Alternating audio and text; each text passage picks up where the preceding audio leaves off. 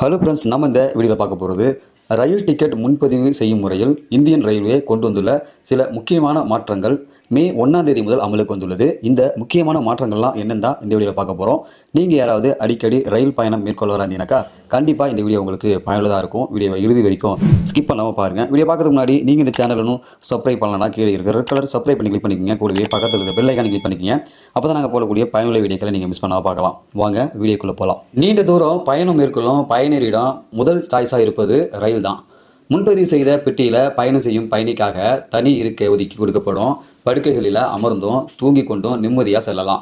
கோடை விடுமுறையில் லட்சக்கணக்கான மக்கள் ரயிலில் பயணம் செய்வார்கள் என்பதால் டிக்கெட் முன்பதிவு விதிகளில் முக்கிய 3 மாற்றங்களை இந்தியன் ரயில்வே செய்துள்ளது. பயணிகள் வசதிக்காக அனைத்து ரயில்களுக்கும் முன்பதிவு காலத்தை ஒரே நேரத்திற்கு மாற்றப்பட்டுள்ளது.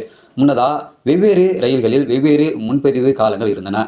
எக்ஸ்பிரஸ் அல்லது சூப்பர் ஃபாஸ்ட் என எந்த ரயிலாக இருந்தாலும் அனைத்து ரயில்களுக்கும் சரியாக 90 நாட்களுக்கு முன்பே டிக்கெட்டுகளை முன்பதிவு செய்ய வேண்டும். தக்கல் மூலம் கடைசி நேரத்தில் டிக்கெட்டுகளை முன்பதிவு செய்து கொள்ளலாம். இதில் நேரங்கள் மாற்றப்பட்டுள்ளது. ஏசி வகுப்புகளுக்காக தக்கல் முன்பதிவுகள் காலை 10 மணிக்கும், ஸ்லீப்பர் வகுப்புக்காக தக்கல் டிக்கெட்டுகளை காலை 11 மணி முதல் முன்பதிவு செய்து கொள்ளலாம்.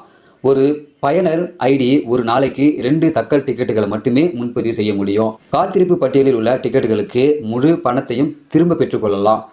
புறப்படுவதற்கு 48 மணி நேரத்திற்கு முன்பாக டிக்கெட்டை ரத்து செய்தால் 75% பணம் திரும்ப கிடைக்கும். புறப்படுவதற்கு 24 முதல் 48 மணி நேரத்துக்குள் ரத்து செய்தால் உங்களுக்கு 50% பணம் திரும்ப கிடைத்துவிடும். 24 மணி நேரத்துக்குள் ரத்து செய்தால் எந்த தொகையும் திரும்ப கிடைக்காது.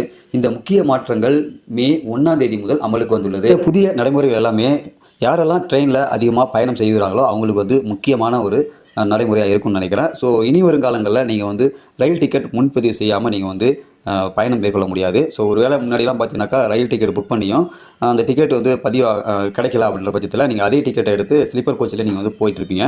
ஸோ அதுபோல் இப்போ நீங்கள் போக முடியாது. அந்த டிக்கெட் எடுத்து நீங்கள் அன்ரிசர்வ்டில் போய்ட்டு நீங்கள் அன்ரிசர்வ் டிக்கெட் வாங்கி தான் நீங்கள் பயணம் செய்ய முடியும் அப்படின்றத தெளிவாக சொல்லியிருக்காங்க.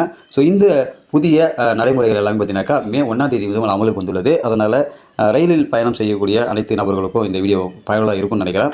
இந்த வீடியோ சம்பந்தமான உங்களுடைய கருத்துக்களை இந்த வீடியோ கீழே கமெண்ட்டில் தெரியப்படுத்துங்க. இந்த புதிய நடைமுறைகள் உங்களுக்கு யூஸ்ஃபுல்லாக இருந்தால் லைக் பண்ணுங்கள், உங்கள் நண்பர்களுக்கும் ஷேர் பண்ணுங்கள். இதுபோல் பயனுள்ள வீடியோக்கள் நீங்கள் தொடர்ந்து பார்க்கணுன்னாக்கா நம்ம யூடியூப் சேனலை சப்ஸ்கிரைப் பண்ணுங்கள். மீண்டும் இன்னொரு வீடியோ சந்திக்கலாம். அதுவரை மனிதர்களை மதிப்போம், மனித உயிரை காப்போம். நன்றி.